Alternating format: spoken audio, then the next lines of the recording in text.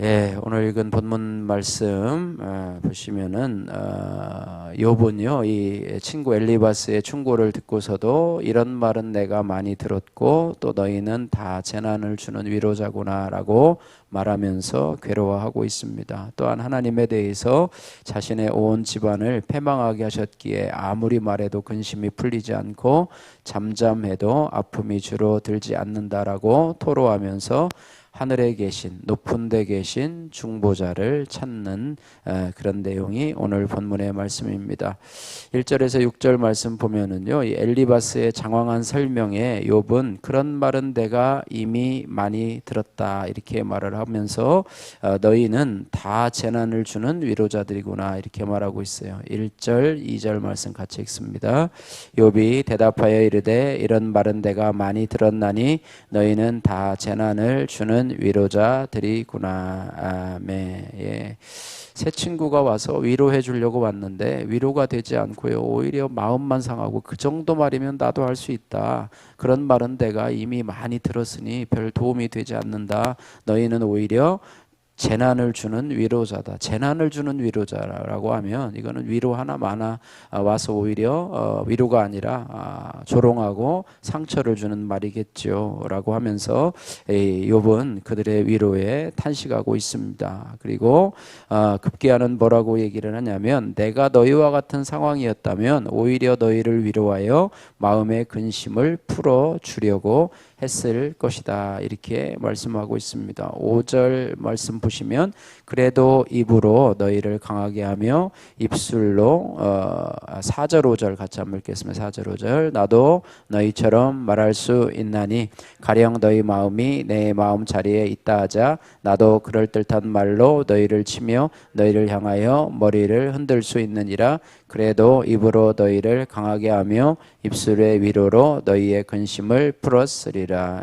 나도 너희처럼 그럴듯한 말로 너희를 향해서 너희를 칠 수도 있고 너희의 머리를 흔들 수도 있다. 그런데 나 같았으면 입으로 너희를 강하게 하고 입술의 위로로 너희의 근심을 풀어주겠다 이렇게 말을 하고 있습니다. 이게 무슨 말이냐면 그들에게 오히려 서운함을 표현한 것이죠. 예, 그래서 우리가 고난으로 힘들어하는 자에게 어떻게 우리가 다가갈 것인가에 대한 교훈을 주는 말인데요. 고난으로 힘들어하는 자에게 그 사람도 알 수 있는 그런 지식을 늘어놓는 것은 그에게 위로가 전혀 되지 않습니다. 나도 그 정도는 안다. 근데 가서 마치 고난당하는 사람보다 자기가 한 수 위인 것처럼 자기는 지금 고난당하지 않으니까 고난당한 사람을 훈계하고 가르치려고 하고 교훈하려고 하는 것은 전혀 도움이 되지 않고요. 더 큰 위로와 도움을 주는 것은 뭐냐면 그들과 함께 아파하고 그들과 함께 울어주는 것. 참 힘들지, 참 어렵지 하고 공감해 주는 것. 이것이지. 너 왜 그것 때문에 그래? 왜 그때 그렇게 했어? 그렇게 하지 말아야 되는데 왜 그때 그렇게 했어? 라고 하면서 정죄감을 준다고 한다면 그것은 아무런 도움도 되지 않는다. 우리 자녀들도 마찬가지예요. 자녀들도 힘들고 어려울 때 참 힘들지 하고 가서 안아주고 엄마가 기도해 줄게, 아빠가 기도해 줄게, 조금만 참어, 지나갈 거야 이렇게 하고 위로해 주고 품는 것이 중요하지, 왜 그랬어? 너 그렇게 하지 말라고 그랬잖아 하면서 핀잔을 주면 오히려 아이들은 힘들어하고 더. 욥도 마찬가지. 모든 사람이 저와 여러분들도 아마 반대 상황이면 똑같은 그런 상황일 거라고 하는 것입니다. 그래서 함께 안아주고 아파하고 공감해주고 함께 있어주는 것, 이것이 바로 고난을 당한 사람에게 할 수 있는 방법이다. 그래서 그것들을 우리의 가족과 또 이웃에게 여러분 적용해 보시기를 바라고요. 여러분이 참 위로자 되시기를 바라고 성령께서도 우리의 위로자가 되어 주신다 말씀하고 있습니다. 그래서 성령으로 위로받고 또 사람으로부터 위로받는 그런 사람이 한 사람이라도 있다면 얼마나 참 감사하겠습니까? 그죠? 나와 함께 있는 사람, 나의 아픔을 공감해 줄 수 있는 사람이다 이렇게 말씀하고 있습니다. 자, 그 다음에 7절에서 16절에는요 욥이 하나님에 대해서 불만을 토로하고 있는데요, 어떻게 보면 자신의 상황을 지금 얘기하고 있습니다. 그러면서 주께서 나를 나를 피로하게 하시고 나를 시들게 하신다 이렇게 말씀하면서 하나님에 대한 어떤 섭섭함들을 얘기하고 있고요. 또 주님이 나를 향해 이를 갈고 원수가 되어 노려보며 용사같이 달려 드신다라고 하면서 자신에게 고난을 주시는 하나님에 대해서 야속한 마음을 드러낸다고 하는 것입니다. 예, 그래서 7절, 8절 말씀 두 절만 같이 한번 읽어보게 다 읽지는 못하고요. 7절, 8절 같이 읽습니다. 이제 주께서 나를 피로하게 하시고 나의 온 집안을 패망하게 하셨나이다. 주께서 나를 시들게 하셨으니 이는 나를 향하여 증거를 삼으심이라. 나의 파리한 모습이 일어나서 대면하여 내 앞에서 증언하리라. 아멘.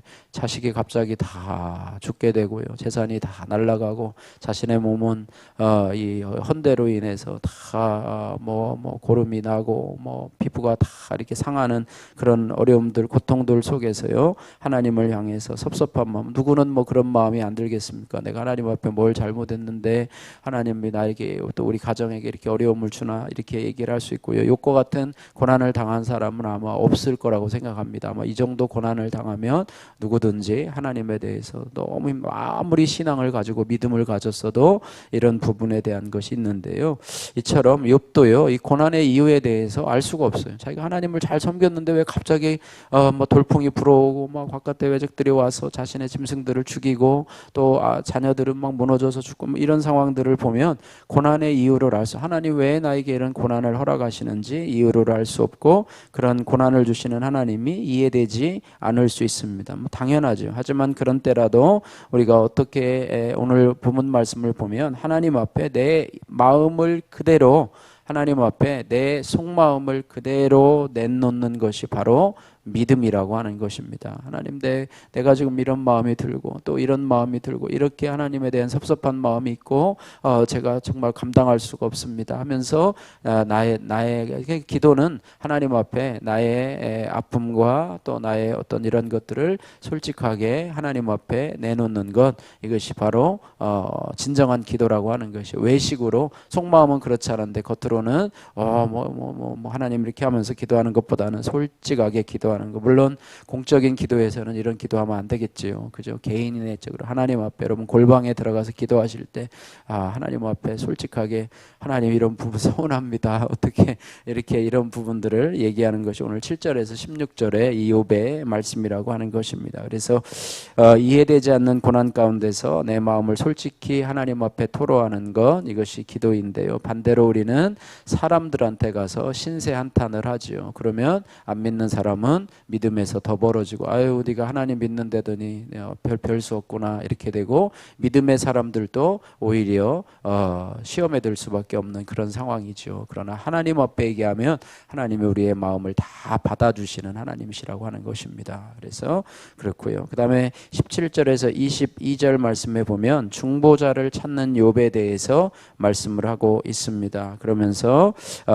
나를 중보할 하나님을 찾고 있습니다. 자, 19절 말씀 같이 한번 읽습니다. 지금 나의 증인이 하늘에 계시고 나의 중보자가 높은 데 계시니라. 하나님 앞에 섭섭함을 가지고 있으면서도 나의 무죄를, 그래서 17절에 내 손에는 포악이 없고 나의 기도는 정결하니라 라고 하면서 나를 증언해 주실 하나님이 높은 곳에 계시다 이렇게 말씀하고 있습니다. 다시 말하면 친구들도 위로가 되지 않고요. 오히려 자신을 조롱하는 상황 속에서 자신을 변호해 주시고 자신을 중보해 주실 분은 오직 하나님밖에 없다라고 깨달은 것이지요. 그래서 이런 부분이 바로 욥의 신앙이라고 하는 것입니다. 하나님 한 분밖에 없다. 나의 억울함을 또 나의 아픔을 감싸 주실 분은, 또 해결해 주실 분은 하나님 한 분밖에 없다. 중보자 계시는 하나님이시라고 하는 것입니다.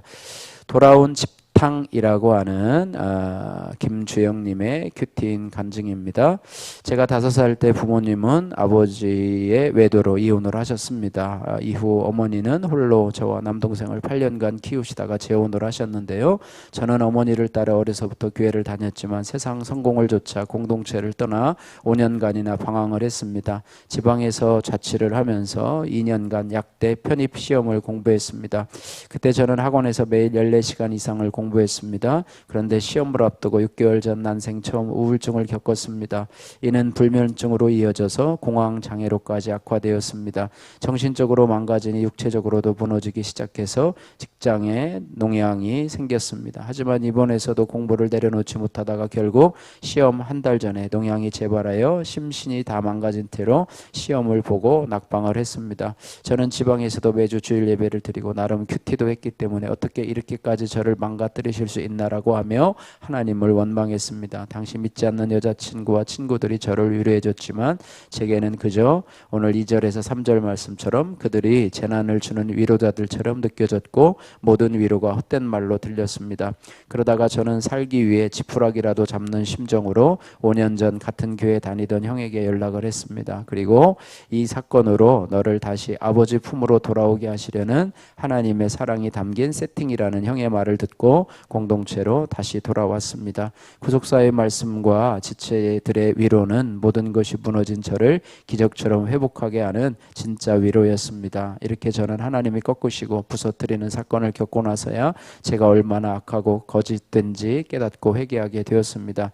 지금은 청년부 소그룹 모임에서 공동체를 떠났던 저를 살려주신 주님의 사랑을 나누며 지체들의 아픔을 듣고 공감해주고 있습니다. 사건이 올 때마다 저를 살리신 그 사랑을 기억하며 말씀으로 위로를 주고받는 삶을 살기를 소원합니다. 적용하기 세상에서 방황하는 지체들을 판단하지 않고 저의 지질한 죄를 고백하면서 말씀의 위로를 전하겠습니다. 저를 공동체로 다시 이끌어준 교회 형과 소그룹 지체들에게 간식을 선물하겠습니다. 기도하겠습니다. 사랑의 하나님 아버지 감사합니다. 이과 같이 고난을 당할 때 하나님 우리가 위로한다고 하지만 하나님의 위로가 진정한 위로이며 또 몇 마디 말로 그들을 위로하는 것이 아니라 함께 아파주고 또 함께 울어주는 것이 진정한 위로임을 기억하게 하여 주옵소서. 고난당할 때 고난이 이해가 되지 않지만 그러나 그 고난 중에서도 우리가 하나님 앞에 솔직한 기도로 하나님 앞에 나가게 하시고 나의 억울함을 풀어주실 분이 하나님 한 분이심을 고백하며 믿음의 길을 떠나지 않도록 주여 은혜 베풀어 주옵소서. 예수님 걸어가신 이름으로 기도드립니다. 아멘.